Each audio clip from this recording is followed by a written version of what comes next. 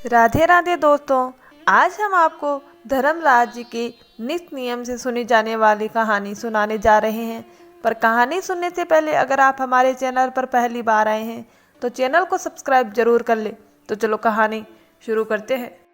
एक गरीब, नास्तिक और हठी व्यक्ति की जिंदगी भगवान पर विश्वास आने के बाद पूरी तरह बदल जाती है। बहुत समय पहले की बात है। एक बड़े नगर में एक न्यायप्रिय और दयालु राजा राज करते थे। उनके राज्य में सभी नागरिक सुख शांति से रहते थे। राजा को अपनी प्रजा से बेहद प्रेम था और प्रजा भी उन्हें अपने पिता समान मानती थी। एक दिन राजा ने सोचा, राज्य में तो सब कुशल है, क्यों न आज थोड़ा समय जंगल की सैर और शिकार में बिताया जाए। अगले दिन सुबह सुबह राजा अपने कुछ भरोसेमंद सैनिकों के साथ वन की ओर निकल पड़े। जंगल की ठंडी ठंडी हवाएं और हरियाली देख राजा मंत्रमुग्ध हो गए। लेकिन कुछ देर घूमने के बाद उन्हें तेज प्यास लगने लगी। सूरज सिर पर चढ़ा हुआ था और पानी कहीं नजर नहीं आ रहा था। प्यास से परेशान राजा इधर उधर देखने लगे कि तभी उन्हें दूर एक छोटी सी मिट्टी की झोपड़ी दिखाई दी। राजा और सैनिक वहां पहुंचे और दरवाजा खटखटाया। अंदर से एक कमजोर, मैले कपड़े पहने गरीब आदमी निकला। यह वही व्यक्ति था जो किसी भी भगवान में विश्वास नहीं करता था, पूजा पाठ को समय की बर्बादी समझता था। राजा ने उससे पानी मांगा। गरीब ने बिना कोई सवाल किए एक घड़ा भरकर ठंडा पानी राजा को पिलाया। प्यास बुझते ही राजा ने प्रसन्न होकर कहा, मित्र, आज तुमने मेरी जान बचाई है। कभी तुम्हें किसी चीज की जरूरत हो तो बेहिचक मेरे महल में आना, मैं तुम्हें खाली हाथ नहीं लौटाऊंगा। राजा ने सोचकर कहा, लेकिन मैं तुम्हें पहचानूंगा कैसे? गरीब ने कंधे उचकाए तो राजा बोले, जब भी आना दरबार में जाकर कहना कि मुझे राज्यवासी से मिलना है। मैं तुरंत समझ जाऊंगा कि मेरा जंगल वाला मित्र आया है। समय बीतता गया, कई साल गुजर गए। उस गरीब की एक बेटी थी जो अब विवाह योग्य हो चुकी थी। बेटी की शादी के लिए उसे धन की आवश्यकता थी, लेकिन कोई उसकी मदद करने को तैयार नहीं था। उधार मांगने पर लोग मुंह फेर लेते थे। एक दिन उसे राजा के कहे शब्द याद आए, राज्यवासी से मिलने आना। गरीब उसी उम्मीद के सहारे महल पहुंच गया।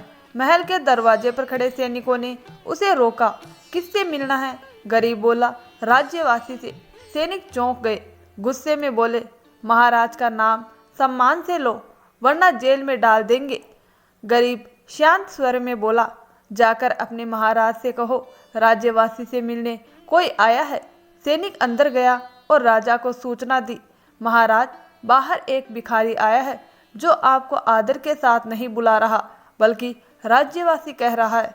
राजा को तुरंत वह पुराना वाकया याद आ गया। उन्होंने मुस्कुराकर कहा, उसे आदर के साथ अंदर लाओ। जब गरीब अंदर आया तो उसने देखा कि राजा बड़े विनम्र भाव से धर्मराज जी महाराज के मंदिर में खड़े होकर हाथ जोड़ रहे हैं और आशीर्वाद मांग रहे हैं। गरीब ने पास खड़े एक सैनिक से पूछा, तुम्हारे महाराज ये क्या कर रहे हैं? सैनिक बोला, हमारे महाराज धर्मराज जी के परम भक्त है। यहाँ से वे राज्य की शांति, सुख और धन की प्रार्थना करते हैं। गरीब ने ठंडी सांस लेते हुए कहा, जब तुम्हारे महाराज भी इन्हीं से मांग रहे हैं तो मैं तुम्हारे महाराज से क्या मांगूं? मैं भी सीधे धर्मराज जी से मांगूंगा। इतना कहकर वह महल से चला गया। अब उसका मन बदल चुका था। वह जो कभी भगवान के नाम से चिढ़ता था, अब सोच रहा था, शायद मेरी गरीबी का कारण ही यही है कि मैंने कभी भगवान को माना ही नहीं। वह पैदल पैदल मथुरा के विश्राम घाट स्थित यमुना धर्मराज जी महाराज के मंदिर पहुंचा। पूरे भक्ति भाव से प्रार्थना की और लौटने लगा। वापसी में थका हारा वह एक पेड़ के नीचे बैठा था कि तभी एक व्यापारी अपने भारी भरकम सामान और भैंस के साथ वहां आया। व्यापारी ने कहा, भाई, मैं बहुत थक गया हूँ, क्या तुम मेरा सामान मेरे घर तक पहुँचाने में मदद करोगे? थका होने के बावजूद गरीब ने हाँ कर दी और व्यापारी का सारा सामान उसके घर तक पहुँचा दिया।